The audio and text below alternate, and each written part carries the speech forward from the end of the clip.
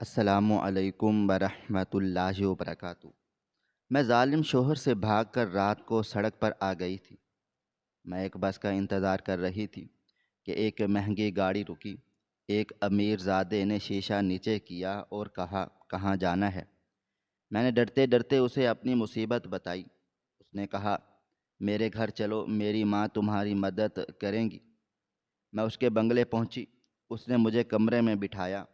تھوڑی دیر کے بعد وہ واپس آیا، مگر اس کے ساتھ اس کی ماں نہیں، بلکہ بہت سارے مرد۔ شکیل، آپ کو خدا کا واسطہ مجھ پر یہ ظلم مت کریں۔ میں اتنی بھی مضبوط نہیں ہوں کہ آپ کی اتنی زیادہ مار کھا سکوں۔ وہ مجھے اپنے بھاری بھرکم جوتوں سے مار رہے تھے۔ میں فرش پر بیٹھی بلک بلک کر رو رہی تھی اور ان سے التجا کر رہی تھی کہ مجھ پر یہ ظلم مت کریں، لیکن وہ میری ایک بھی بات نہیں سن رہے تھے۔ میری غلطی بس اتنی سی تھی کہ میں ان کے سامنے چائے رکھ کر آئی تھی اور بعد میں اس میں مکھی چلی گئی تھی، اور اس میں بھی انہوں نے میرا ہی قصور سمجھا کہ میں نے ہی چائے ڈھانپ کر نہیں رکھی تھی۔ میں نے تو سوچا تھا کہ ابھی پی لیں گے، اس لیے میں نے چائے ڈھانپی نہیں تھی، اور اب مجھے اس چیز کی سزا مل رہی تھی جو اتنا بڑا جرم مجھ سے سرزد ہو گیا تھا۔ وہ مجھے صحن میں لے آئے تھے۔ مغرب کا وقت تھا۔ سپہر کو ہی میں نے فرش دھویا تھا، ابھی تک خشک ہی نہیں ہوا تھا۔ میں ٹھنڈے فرش پر بیٹھی بلک بلک کر رو رہی تھی اور ان کی منتیں کر رہی تھی، مگر وہ میری کوئی بھی بات نہیں سن رہے تھے۔ پھر انہوں نے اسی جوتے کو میرے سر پر مارنا شروع کر دیا تھا، تو مجھے ایسا لگا کہ ابھی میرا سر 1000 ٹکڑوں میں بٹ جائے گا۔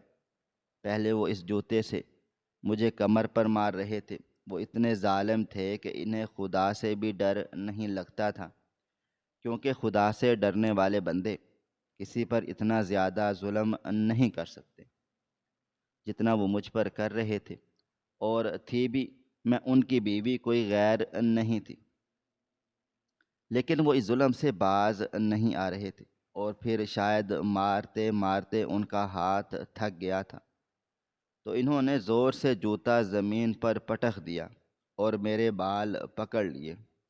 میرے لمبے بال کمر پر جھول رہے تھے۔ دوپہر میں نہائی تھی، بال تو خشک ہو چکے تھے، میں نے کیچر بھی لگا لیا تھا، لیکن مارنے کے دوران میرے سر پر سے کیچر بھی ٹوٹ کر نیچے گر گیا تھا، اور اب میرے بال کھل چکے تھے جنہیں انہوں نے اپنے دونوں ہاتھوں سے پکڑ رکھا تھا، اور ایسے گھسیٹ رہے تھے کہ جیسے میں کوئی چھوٹی بچی ہوں اور ان کے گھسیٹنے پر گھسیٹتی چلی آؤں گی۔ میں اپنی جگہ سے نہیں ہلی تھی، بس تھوڑی بہت ہی پیچھے کو ہوئی تھی، لیکن اتنا زیادہ بھی نہیں ہوئی تھی۔ شاید وہ مجھے کمرے کے اندر لے جانا چاہ رہے تھے۔ اوپر سے ایک محلے دار عورت یہ تماشا دیکھ رہی تھی، اس لیے ہی انہیں شرم محسوس ہونے لگی۔ انہیں مجھ سے تو شرم نہیں آتی تھی اور نہ ہی خدا کا کوئی خوف ڈر تھا، لیکن بندوں سے وہ ہمیشہ شرما جاتے تھے۔ جب کوئی محلے دار عورت، مرد یا بچہ مجھ پر انہیں ظلم کرتے ہوئے دیکھ لیتا تو وہ مجھے اندر جانے کا کہہ دیتے تھے۔ اب میری ہمت جواب دے گئی تھی، مجھ سے اٹھا نہیں جا رہا تھا۔ ایسا لگ رہا تھا کہ اگر اٹھوں گی تو ٹانگیں ٹوٹ جائیں گی۔ انہوں نے بھی محسوس کر لیا تھا، شاید انہیں بھی احساس تھا کہ میں اٹھنے کے قابل نہیں رہی، اسی لیے مجھے بالوں سے گھسیٹنے لگے تھے۔ مجھے ایسا لگ رہا تھا کہ ابھی میرا سر اکھڑ کر زمین پر گر پڑے گا۔ پھر میں نے ہمت کی اور پاؤں زمین پر ٹکا کر اٹھنے کی کوشش کی۔ میں ان کی ٹانگیں پکڑ کر اٹھ کر کھڑی ہوئی تھی، پھر انہوں نے مجھے بازو سے پکڑا اور اندر دھکا دے دیا۔ میں کمرے کے اندر آ گئی تھی۔ انہوں نے پیچھے سے دروازہ بھی بند کر دیا تھا اور وہ وہاں سے چلے گئے تھے۔ میں زور زور سے دروازہ بجا رہی تھی۔ کمرے میں ہر طرف اندھیرا ہی اندھیرا تھا۔ وہ اسٹور روم تھا جہاں پر سارا کاٹھ کباڑ پڑا ہوا تھا، اور یہاں پر مجھے آنے کی اجازت بھی نہیں ہوتی تھی۔ اور نہ ہی وہ مجھے صفائی کرنے دیتے تھے اور نہ ہی یہاں پر گھسنے دیتے تھے۔ شاید انہوں نے اسے میرے لیے جیل بنا رکھا تھا، اور جیل میں تو انسان کبھی کبھی ہی آتا ہے جب کوئی جرم کرتا ہے، اور اب میں جرم کر کے جیل میں آ چکی تھی۔ وہ جیل جس میں مجھے چوہوں کے بولنے کی آوازیں آ رہی تھی، مجھے بہت زیادہ خوف میں مبتلا کر رہی تھی۔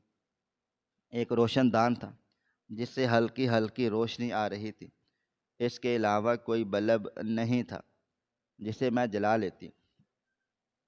میں بے انتہا خوف کے عالم میں ادھر ادھر دیکھ رہی تھی، آنکھوں سے آنسو نکل رہے تھے، اور پھر میں روتے روتے دیوار کے ساتھ ٹیک لگا کر زمین پر بیٹھ گئی تھی۔ آنکھیں رو رو کر لال ہو چکی تھیں، ہاتھ پاؤں کانپ رہے تھے، کمر بھی درد کر رہی تھی، سر تو پھٹا جا رہا تھا، مجھے کوئی ہوش نہیں تھا۔ اگر میری جگہ کوئی اور نازک عورت ہوتی تو شاید آج اپنی زندگی سے ہاتھ دھو بیٹھتی۔ نہ جانے میرے اندر کہاں سے اتنی طاقت آ گئی تھی کہ میں اب بھی زندہ سلامت بیٹھی ہوئی تھی۔ یہ الگ بات تھی کہ میری روح، میرا سکون مر چکا تھا، کیونکہ ایک عورت کا سکون اس کے مرد سے ہی ہوتا ہے۔ میرا مرد تو موجود تھا، مگر مجھے سکون نہیں تھا، بلکہ اذیت دینے کے لیے، اور اب مجھے یہاں پر اذیت دینے کے لیے بند کر کر چلے گئے تھے۔ جیسے جیسے رات بڑھنے لگی تو اس روشن دان سے بھی اندھیرا اندر کو آنے لگا۔ اب مکمل طور پر اندھیرا چھا گیا تھا۔ میں دیوار کے ساتھ ٹیک لگائے گھٹنوں میں سر دیے بیٹھی ہوئی تھی۔ آنکھوں سے آنسو نہیں نکل رہے تھے، شاید آنکھیں بھی رو رو کر تھک چکی تھیں، اور آنسو بھی ختم ہو گئے تھے، لیکن ان کا ظلم ابھی تک ختم نہیں ہوا تھا۔ وہ مجھے یہاں سے نہیں لے گئے تھے، وہ ایسے ہی تھے، کبھی کبھی بہت زیادہ ظلم کرتے تھے، اور جب کبھی دل چاہتا تو اپنی بھوک مجھ سے ہی مٹا لیتے تھے۔ نہ جانے انہیں مجھ سے کیا اللہ واسطے کا بیر تھا۔ اچانک سے میں نے محسوس کیا کہ میرے پاؤں پر کچھ ہے۔ اسی وقت میں چلا کر وہاں سے کھڑی ہو گئی۔ وہ شاید چوہا تھا جو مجھے بے جان سمجھ کر میرے قریب آ گیا تھا، اور اب میرے چیخنے کی آواز پر وہاں سے بھاگ گیا تھا۔ پھر میں نے اپنے منہ پر ہاتھ رکھ دیا۔ مجھے سارے کمرے میں چوہے بھاگتے ہوئے محسوس ہو رہے تھے۔ شاید رات کے وقت وہ اٹھ جاتے تھے۔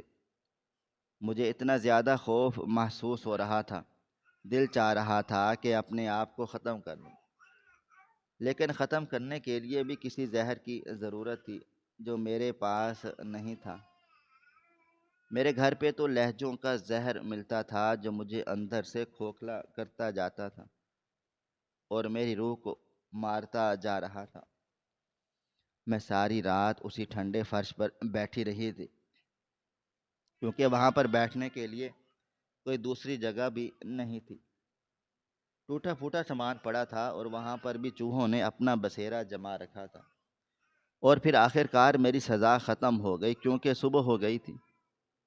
کہنے کو تو سزا اب بھی ختم نہیں ہوئی تھی، لیکن صبح ہونے کی وجہ سے مجھے ایسا لگ رہا تھا کہ جیسے میری قید ختم ہو گئی ہو۔ اس روشن دان سے روشنی آنے لگی تھی، سارا کمرہ روشن ہو گیا تھا، لگ رہا تھا کہ جیسے صبح کے 8-9 بج گئے ہوں۔ دھوپ تو ابھی بھی نہیں نکلی تھی، سورج کی کرنیں اندر نہیں آ رہی تھی، بس روشنی ہی آ رہی تھی۔ اور پھر میں سارا دن وہیں پر بیٹھی رہی تھی۔ دوپہر کو ہی شاید انہوں نے مجھ پر ترس آیا تھا، انہیں اپنا کوئی کام تھا۔ انہوں نے مجھے باہر نکال لیا اور وہ مجھے ہاتھ سے پکڑ کر اب بیڈ روم میں لے گئے تھے، اور کہہ رہے تھے کہ اپنا حلیہ ٹھیک کرو اور نہا لو۔ ان کی اس بات سے مجھے لگا تھا کہ آج پھر ان کا دل چاہ رہا ہے کہ مجھ سے اپنا حق وصول کیا جائے۔ وہ مجھ سے اپنا حق وصول کر لیتے تھے، وہ بھی اس وقت جب ان کا دل چاہتا تھا، لیکن مجھ پر ظلم کرنا بند نہیں کیا تھا۔ میں نہا دھو کر صاف ستھرے کپڑے پہن کر سامنے آئی تھی، شیشے کے سامنے کھڑی بالوں میں کنگھا پھیر رہی تھی کہ پھر وہ مجھے لے کر بستر پر پہنچ گئے، اور اپنا حق وصول کر کے تھوڑی دیر کے بعد ہی کمرے سے باہر نکل گئے تھے۔ اور ساتھ میں یہ حکم نامہ بھی دے کر گئے تھے کہ آج کھانے میں کچھ اچھا سا بنا لینا۔ ویسے بھی میرا موڈ ٹھیک نہیں ہے، اگر کھانا برا ہوا تو تمہارا وہ حشر کروں گا کہ سارا محلہ دیکھے گا۔ ابھی ابھی تو مجھ سے اپنا حق وصول کر کے گئے تھے اور ساتھ میں سختی بھی دکھا کر گئے تھے۔ وہ ایسے ہی تھے، صرف اور صرف انہیں جسم کی بھوک تھی، اس کے علاوہ نہ ان کے اندر کوئی محبت کا مادہ تھا اور نہ ہی عزت کا۔ وہ چلے گئے تھے اور میں کھانا بنانے کے لیے کچن میں آ گئی تھی۔ وہ مجھے اتنا مارتے پیٹتے تھے کہ میری بس ہو جاتی تھی۔ خواتین کہتی ہیں کہ کبھی کبھار ان کے شوہر انہیں تھپڑ وغیرہ لگا دیتے ہیں، تو کبھی کبھار برا بھلا بھی کہہ دیتے ہیں، لیکن میرے لیے تو تھپڑ ایک عام سی بات تھی۔ تھپڑ تو وہ مجھے مارتے ہی نہیں تھے، ہر وقت ڈنڈے یا پھر جوتوں سے ہی مارتے پیٹتے تھے، اور یہ اب روز کا معمول بنتا چلا جا رہا تھا۔ میں اندر سے ٹوٹتی جا رہی تھی۔ پھر میں نے اچھا سا کھانا بنایا اور شام کو ان کے آگے پیش کر دیا۔ انہوں نے کھانے میں کوئی خامی نہیں نکالی تھی۔ میں تھر تھر کانپ رہی تھی کہ اگر کھانے میں نمک آگے پیچھے ہو گیا یا کچھ بھی ہو گیا تو پھر وہ مجھے چھوڑیں گے نہیں، مگر ایسا نہیں ہوا تھا۔ وہ کھانا کھا چکے تھے اور چھت پر چلے گئے تھے۔ پھر میں برتن سمیٹ کر کچن میں آ گئی تھی اور وہیں بیٹھ کر کھانا کھانے لگی تھی۔ میں بس نام کی بیوی تھی۔ کبھی کبھی مجھے لگتا تھا کہ یہ نہ ہو کہ کہیں وہ کسی اور کو پسند کرتے ہوں یا پھر دوسری شادی کرنا چاہتے ہوں۔ میرا دل چاہا ان سے کھلم کھلا پوچھ لوں کہ وہ مجھے نہیں رکھنا چاہتے تو مجھے چھوڑ دیں، مگر مجھے یہ اذیت مت دیں۔ لیکن کیا کرتی، ہمت نہیں ہوتی تھی کہ ان سے یہ بات کروں۔ وقت یوں ہی گزرتا جا رہا تھا۔ اب مجھے مار کھائے ہوئے پورا ایک ہفتہ گزر گیا تھا۔ میں تو حیران تھی کہ آج تک وہ صبر کیسے کیے ہوئے ہیں۔ پہلے تو 2 4 دن ہی وہ بڑی مشکلوں سے گزارتے تھے اور بنا کسی وجہ کے کوئی نہ کوئی بہانہ بنا کر مجھے پیٹنے لگ جاتے تھے، لیکن آج کل شاید ان سے کوئی بہانہ بن ہی نہیں رہا تھا۔ دوپہر کا وقت تھا، جمعے کا دن تھا۔ وہ آفس نہیں گئے تھے۔ میں نے مشین لگائی ہوئی تھی، ان کے بہت سارے کپڑے جمع ہو چکے تھے۔ 2 دن سے میری طبیعت بھی ٹھیک نہیں تھی۔ میں نے کپڑے نہیں دھوئے تھے اور آج میں کپڑے دھو رہی تھی۔ آج مجھے بخار تھا لیکن اٹھنا تو ضروری تھا۔ دھلے ہوئے کپڑے ختم ہو گئے تھے۔ میں نے سارے کپڑے دھو کر سکھا کر استری کر کے الماری میں لگا کر رکھنے تھے۔ میں کپڑے دھو رہی تھی، مجھے کوئی ہوش نہیں تھا۔ سر درد سے پھٹا جا رہا تھا، سارا جسم کانپ رہا تھا، مگر پھر بھی میں پانی میں ہاتھ ڈالے ہوئے تھی۔ بخار میں مجھے بھی یہ ہوش نہیں رہا تھا کہ میں نے کلر والے اور سفید کپڑے ایک ساتھ ڈال دیے ہیں۔ کپڑے دھو کر میں نے تار پر ڈال دیے اور وضو کر کے جمعے کی نماز پڑھنے لگی۔ وہ بھی جمعہ نماز پڑھنے کے لیے چلے گئے تھے۔ پھر وہ جمعہ پڑھ کر واپس بھی آ گئے۔ میں اب بھی جائے نماز پر بیٹھی رو رو کر اللہ تعالیٰ سے دعا مانگ رہی تھی کہ خدا میرے شوہر کو ہدایت دے دے، اسے میرے حقوق بتا دے کہ بیوی کے ساتھ ایسا نہیں کرتے۔ ابھی میں یہی دعائیں مانگ ہی رہی تھی کہ میں نے اپنی کمر میں ایک زوردار لات کھائی۔ میں گرتے گرتے بچی تھی۔ ویسے تو میں زمین پر ہی بیٹھی ہوئی تھی، مگر پھر بھی میں تھوڑی بہت مزید نیچے کو جھک گئی تھی، لیکن میرا سر زمین کے ساتھ نہیں لگا تھا۔ میں نے پیچھے مڑ کر دیکھا تو شکیل چہرے پر غصہ سجائے کھڑے تھے۔ جیسے ہی میں نے پیچھے دیکھا تو انہوں نے میرے منہ پر اتنا زوردار تھپڑ مارا کہ میرے کانوں میں سیٹیاں بجنے لگیں۔ میں ہکا بکا جائے نماز پر بیٹھی تھی۔ انہیں تو جائے نماز کا تقدس بھی بھول گیا تھا۔ انہیں تو یہ ہوش بھی نہیں تھا کہ ان کی بیوی جائے نماز پہ بیٹھی ہے، یہ نہ ہو کہ کہیں کوئی بد دعا ہی نکل جائے۔ مگر میں بد دعائیں نہیں دیتی تھی، میں ہمیشہ ان کے لیے ہدایت کی دعا مانگتی تھی کیونکہ عورت کبھی بھی اپنے مرد کے لیے بد دعا نہیں مانگ سکتی۔ عورت کا جینا اس کے شوہر کے ساتھ ہی ہوتا ہے، چاہے وہ کتنا بھی ظلم و ستم کر لے، لیکن عورت کا ظرف کبھی بھی اتنا نہیں گرتا۔ وہ ہمیشہ ہی اپنے شوہر کے لیے ہدایت کی دعا مانگتی رہتی ہے، اور میں بھی ہدایت کی دعا ہی مانگا کرتی تھی۔ میں ہکا بکا بیٹھی ہوئی تھی کہ اب مجھ سے ایسا بھی کیا ہو گیا۔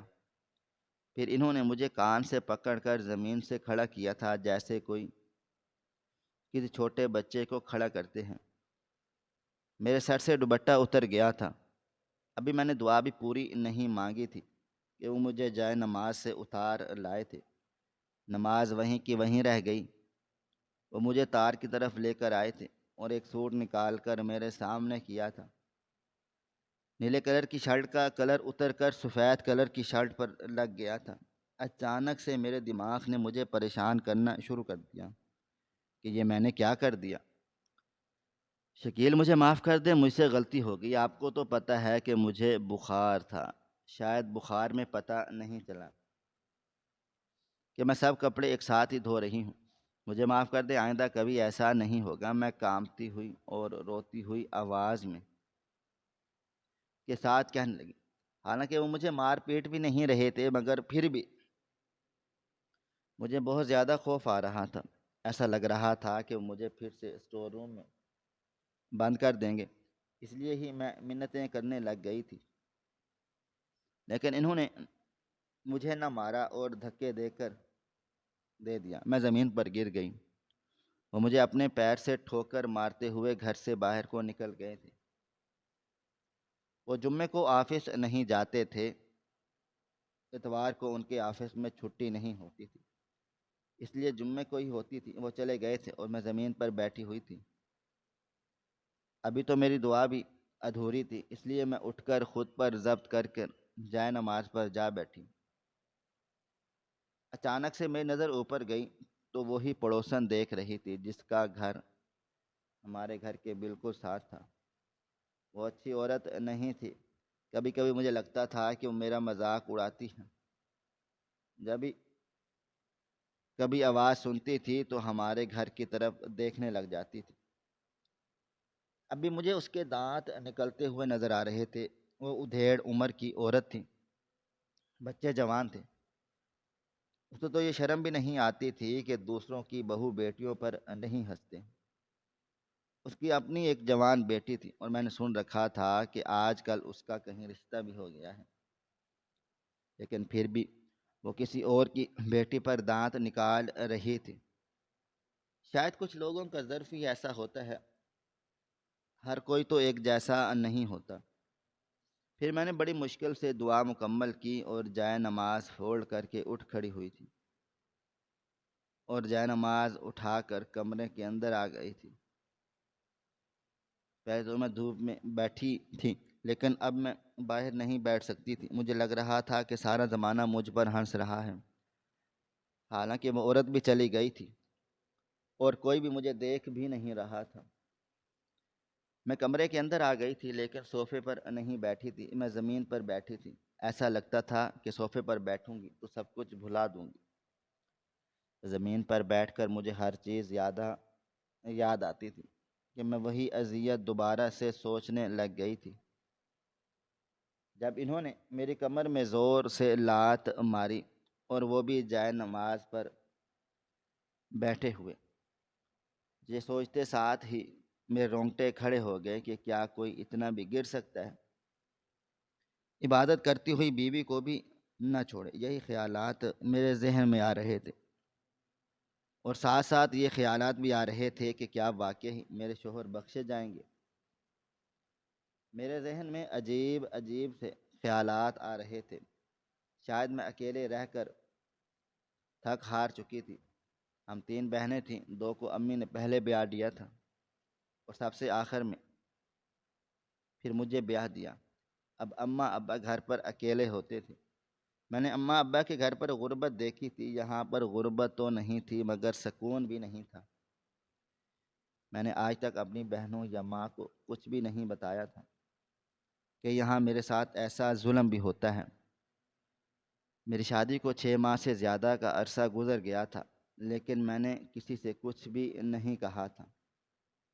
میں کس منہ سے کہتی؟ میں جانتی تھی کہ میرے ماں باپ نے مجھے بڑی مشکلوں سے بیایا ہے۔ اگر میں دوبارہ ان کے در پر جا کر بیٹھ گئی تو وہ جیتے جی مر جائیں گے، اور میں اپنے ماں باپ کو مارنا نہیں چاہتی تھی۔ میں مہینے میں ایک مرتبہ ان کے گھر کا چکر لگا آتی تھی۔ وہ مجھ سے شکیل کے بارے میں پوچھتے تو میں اتنا ہی کہہ دیتی کہ وہ کام کاج میں مصروف رہتے ہیں، تو وہ خوش ہو جاتے اور کہتے کہ میری بیٹی تو بڑی نصیبوں والی ہے، کیسا کمانے والا شوہر ملا ہے۔ میری باقی 2 بہنیں اپنے گھروں میں خوش تھیں۔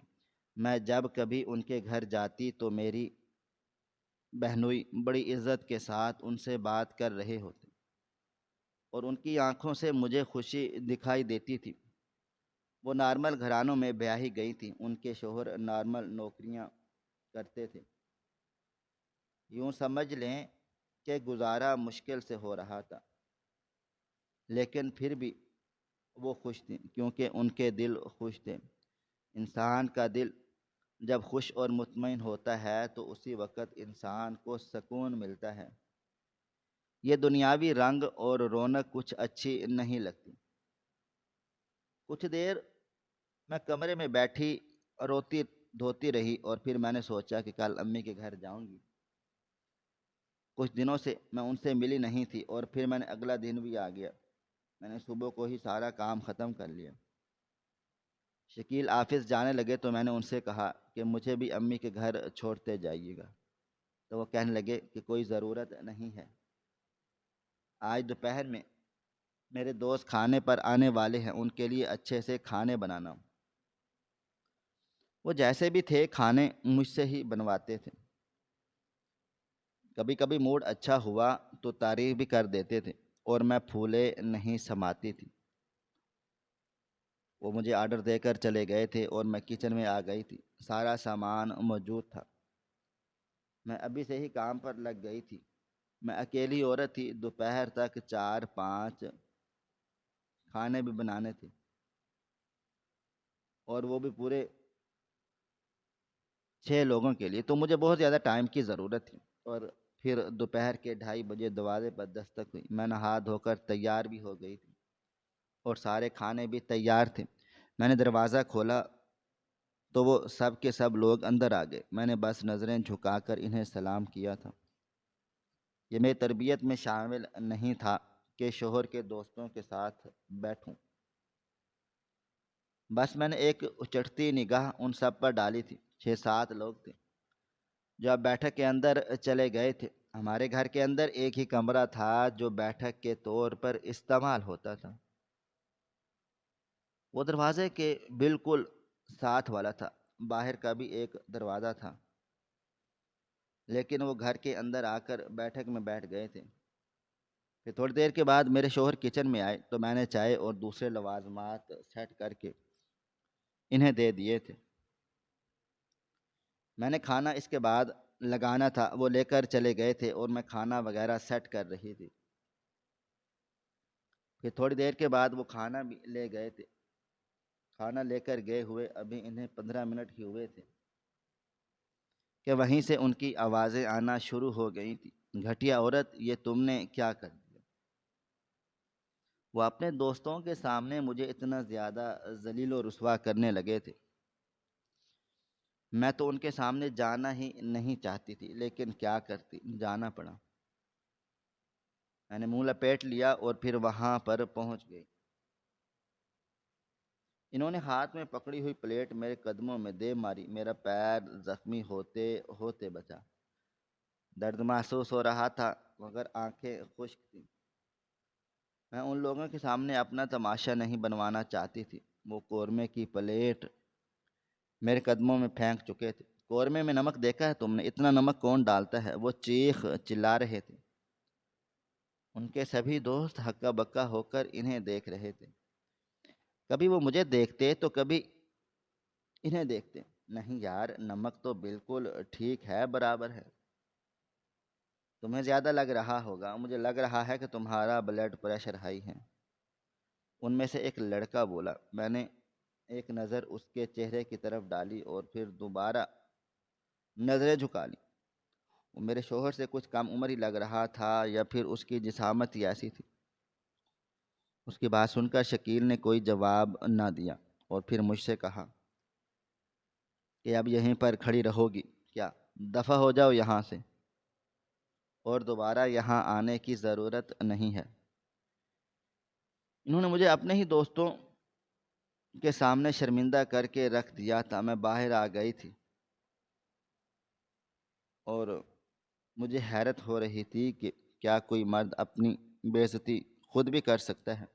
واقعی میں وہ ایک سائیکو انسان تھے جس کے ساتھ میں نے 6 مہینے گزار لیے تھے، اور مجھے نہیں لگ رہا تھا کہ میں آگے بھی ان کے ساتھ وقت گزار پاؤں گی۔ جب ان کے دوست چلے گئے تو انہوں نے مجھے اتنا مارا کہ 2 دن تو میں بستر سے ہی لگی رہ گئی تھی۔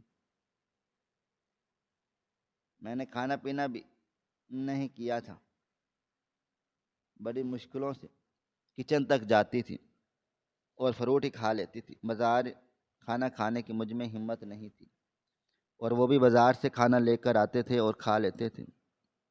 آج تیسرا دن تھا، آج میں تھوڑا بہت اٹھی تھی۔ میں نے گھر کی صفائی کی اور صبح کا ناشتہ بھی تیار کر دیا۔ کمرے میں بے تحاشا درد تھا، ایسا لگ رہا تھا جیسے کمر جھک گئی ہو یا پھر کوئی ہڈی وغیرہ ٹوٹ گئی ہو۔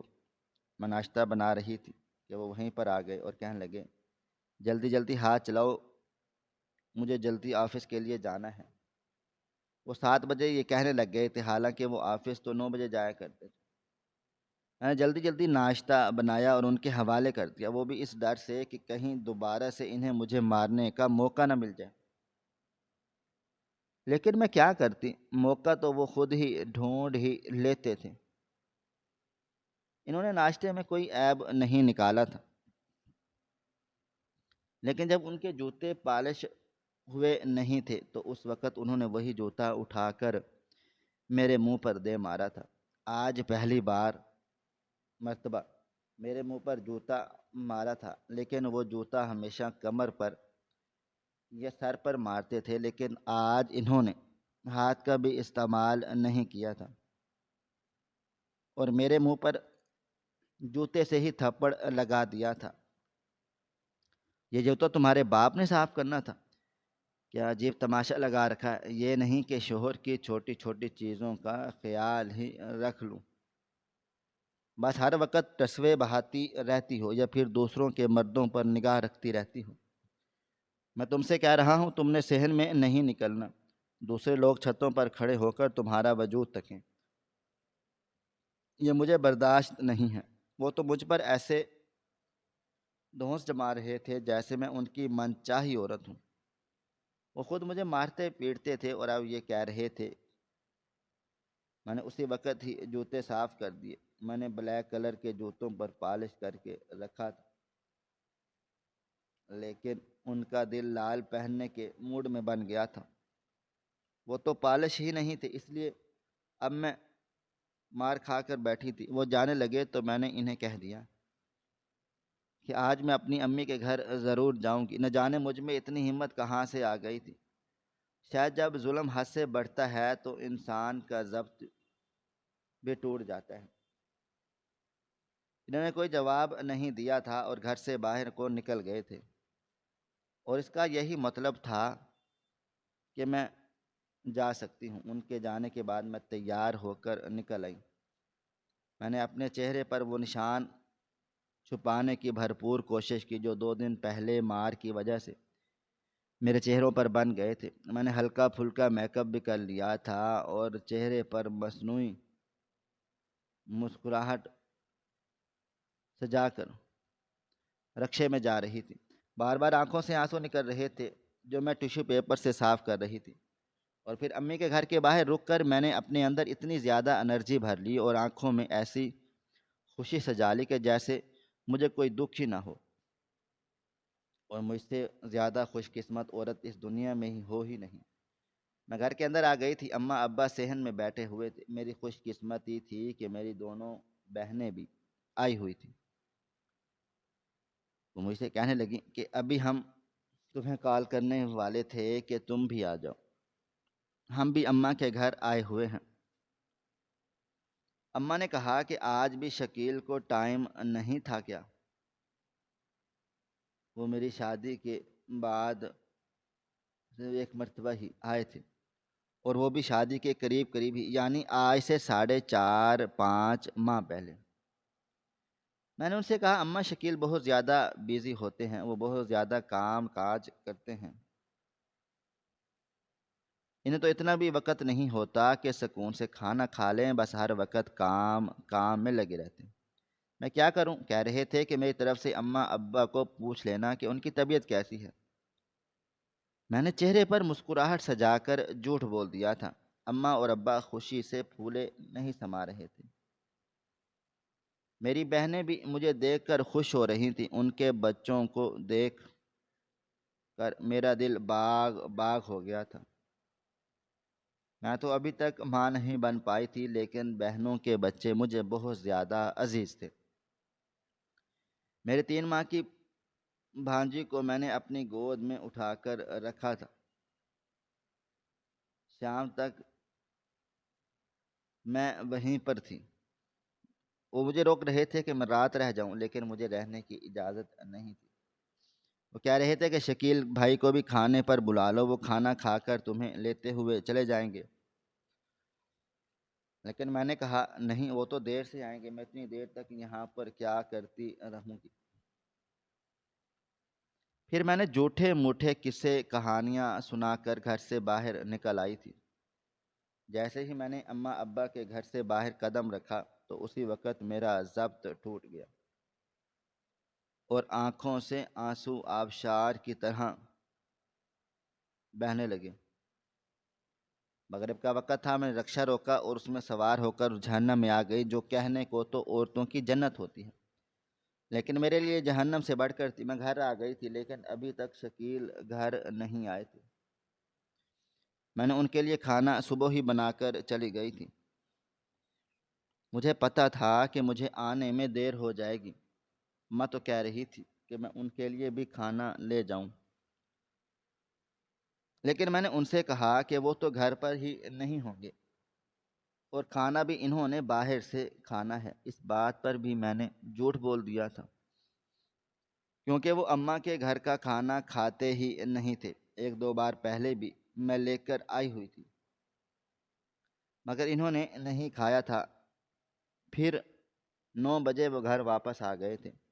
وہ مجھ سے بات نہیں کر رہے تھے، اپنے کام کاج میں لگے ہوئے تھے۔ ویسے بھی مجھے کوئی شوق نہیں تھا ان سے بات کرنے کا، وقت یوں ہی گزر گیا، اور ان کے ظلم دن بدن بڑھتے چلے گئے۔ اب میں ان کے ظلم سے تنگ آ چکی تھی، اور آج تو ایک دن تو انہوں نے مجھے ہاتھ سے پکڑ کر دروازے پر کھڑا کر دیا۔ سارا محلہ میرا تماشا دیکھ رہا تھا۔ وہ کہہ رہے تھے نکل جاؤ، تم جیسی بازاری عورت کو میں نے اپنے گھر میں رکھنا ہی نہیں۔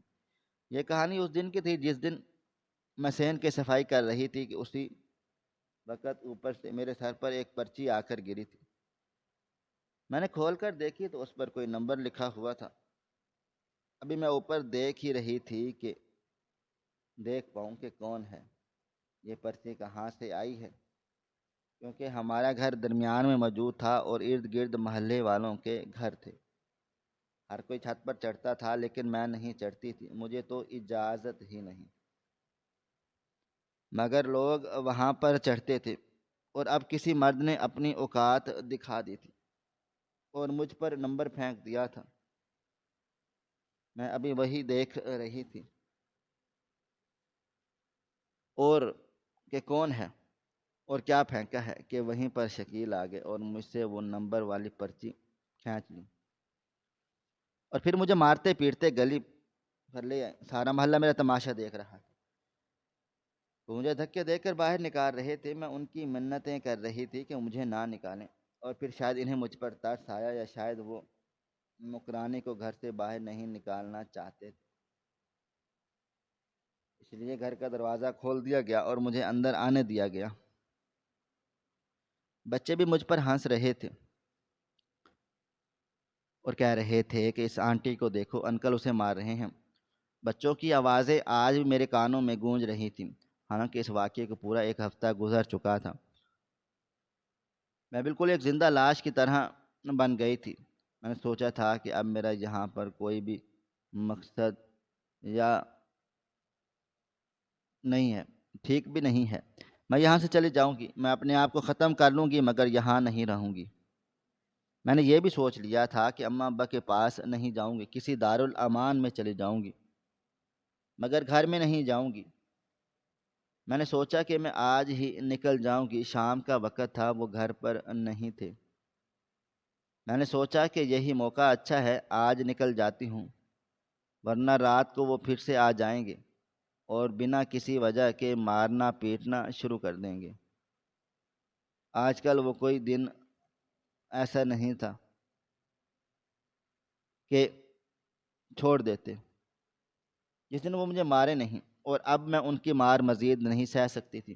میں کوئی پتھر دل تو نہیں تھی، میرے اندر بھی گوشت کا لوتھڑا دھڑکتا تھا، اور میرے جسم پر بھی گوشت پوست کی چمڑی تھی۔ مجھے بھی درد ہوتا تھا، لیکن انہیں لگتا تھا کہ شاید میں پتھر کی بنی ہوئی ہوں یا پھر لوہے کی، جو مجھے درد نہیں ہوتا۔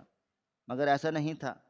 میں آج تک ہر چیز برداشت تو کرتی ہوئی آئی تھی، لیکن وہ سارے زخم جو انہوں نے میرے جسم پر دیے تھے وہ میری روح پر لگتے رہے تھے، اور آج میری روح چھلنی ہو گئی تھی۔ مجھ میں مزید ہمت نہیں تھی کہ میں اس رشتے میں مزید آگے بڑھ سکتی، اور کہ میں اس رشتے کے آگے بڑھ جاؤں۔ میں نے اپنے گھر والوں سے ایک چیز بھی نہ اٹھائی گھر سے، اور خالی ہاتھ گھر سے باہر نکلے۔ میں نے عبایا پہنا ہوا تھا، وہ ابھی تک واپس نہیں آئے تھے، رات کے 8 بج گئے تھے، اس لیے تو مجھے نکلنے میں آسانی ہو گئی۔ سارا محلہ اندھیرے میں ڈوبا ہوا تھا۔ میں تیز تیز قدموں کے ساتھ چلتی ہوئی جا رہی تھی۔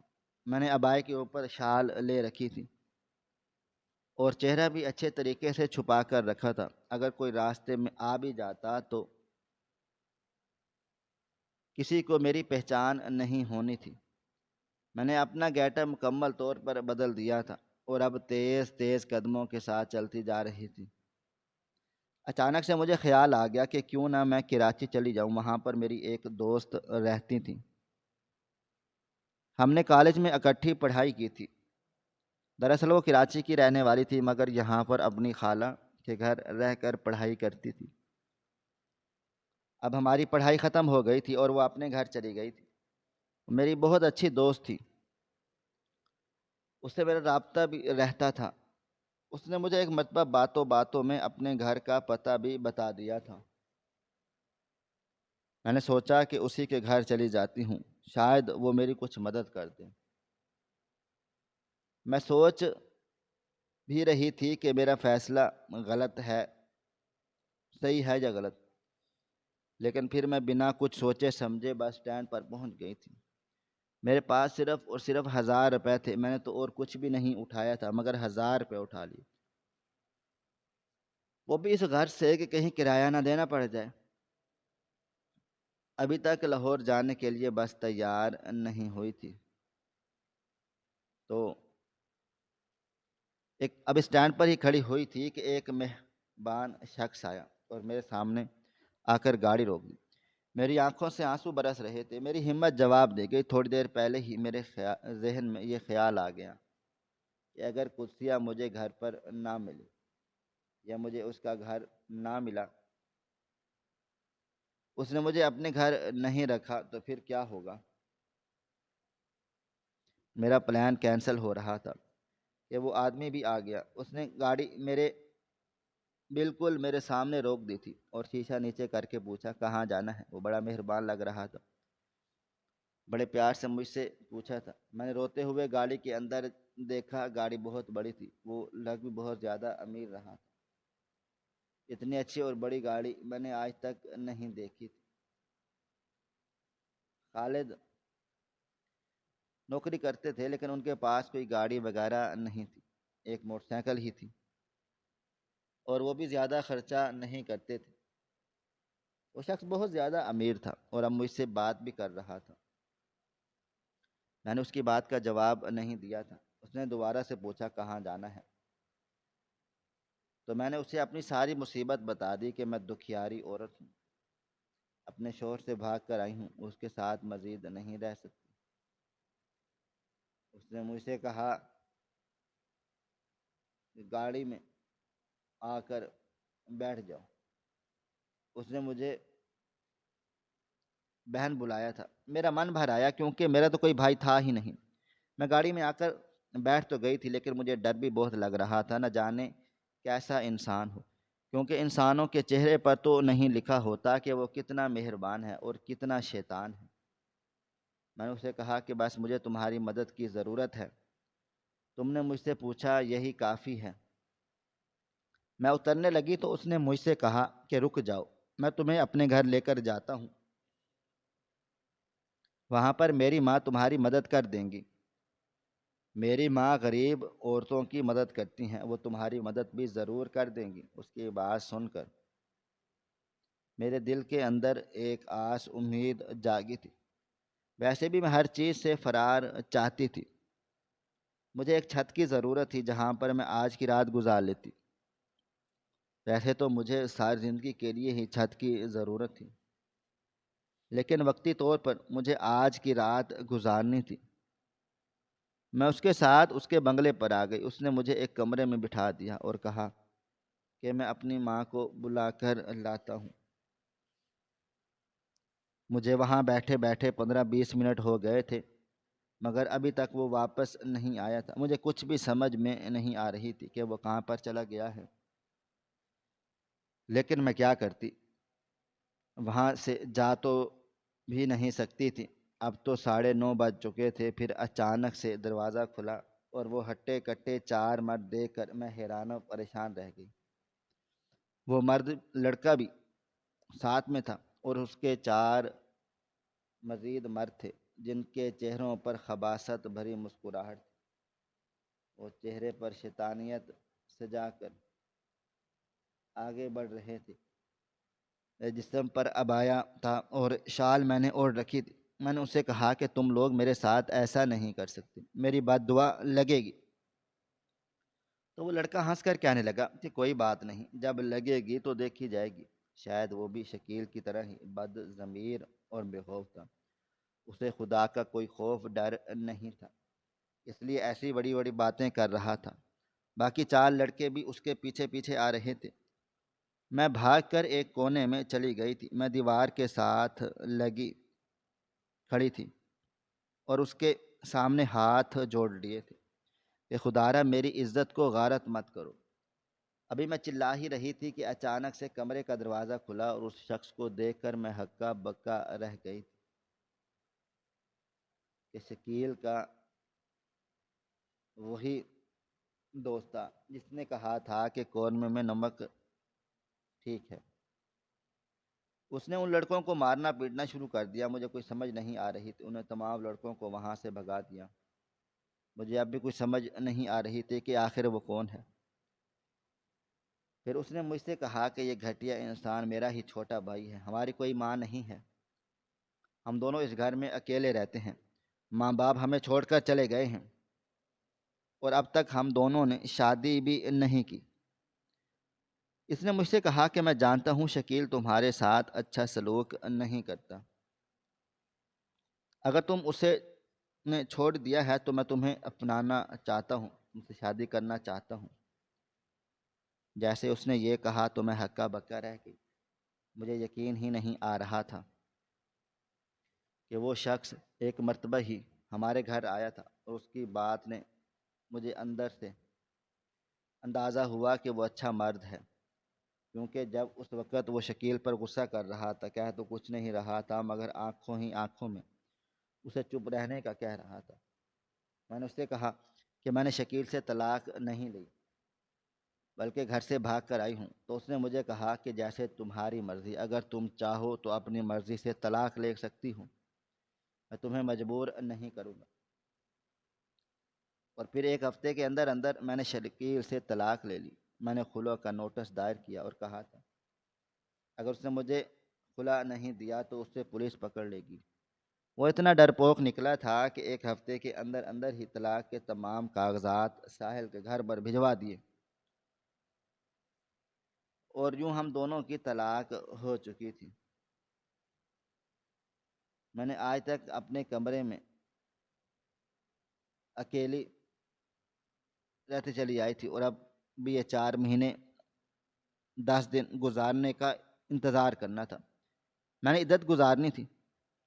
طلاق کے بعد 4 ماہ تک عورت دوسری شادی نہیں کر سکتی، اور پھر 4 ماہ بھی گزر گئے، میں اکیلے کمرے میں ہی رہتی تھی۔ ساحل اور میں تو بولتے بھی نہیں تھے، اور انہوں نے اپنے بھائی کو نکال دیا تھا۔ وہ بہت زیادہ امیر تھے۔ انہوں نے اپنے بھائی سے کہا تھا کہ تم دوسرے گھر میں شفٹ ہو جاؤ۔ وہ نکل گیا تھا۔ میں یہاں پر پرسکون سے رہ رہی تھی، اور آج ہمارا نکاح بھی ہو گیا تھا۔ میں بے انتہا خوش تھی۔ میں عدت کاٹ کر اب ایک نئے رشتے میں بندھ چکی تھی، اور وہ بھی ایک ایسا رشتہ جو پھولوں سے بھی زیادہ خوشبودار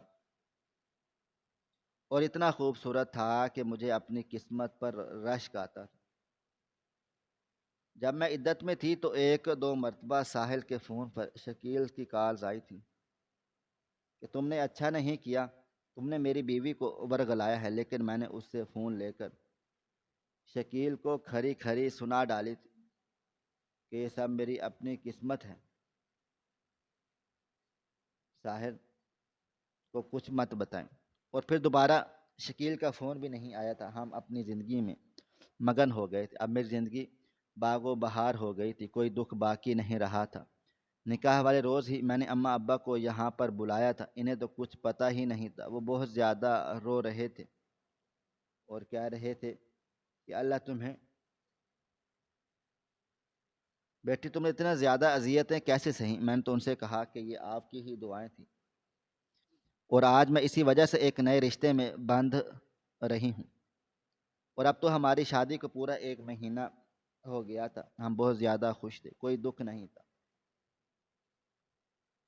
مجھے اپنی قسمت پر رشک آتا تھا، اور ساحل کو دیکھ کر لگتا تھا کہ کیا واقعہ میں مرد بھی اتنے اچھے ہوتے ہیں۔ ناظرین، آپ کو ہماری آج کی کہانی کیسی لگی؟ کومنٹ باکس میں اپنی رائے کا اظہار ضرور کریں۔ مزید اس طرح کی سبق آموز کہانیاں سننے کے لیے ہماری ویڈیوز کو لائک کریں، شیئر کریں، اور ہمارے چینل ایس ایف سٹوریز کو ضرور سبسکرائب کر لیں۔ ملتے ہیں کل ایک نئی اور دلچسپ کہانی کے ساتھ۔ تب تک اپنا ڈھیر سارا خیال رکھیے گا۔ اللہ حافظ۔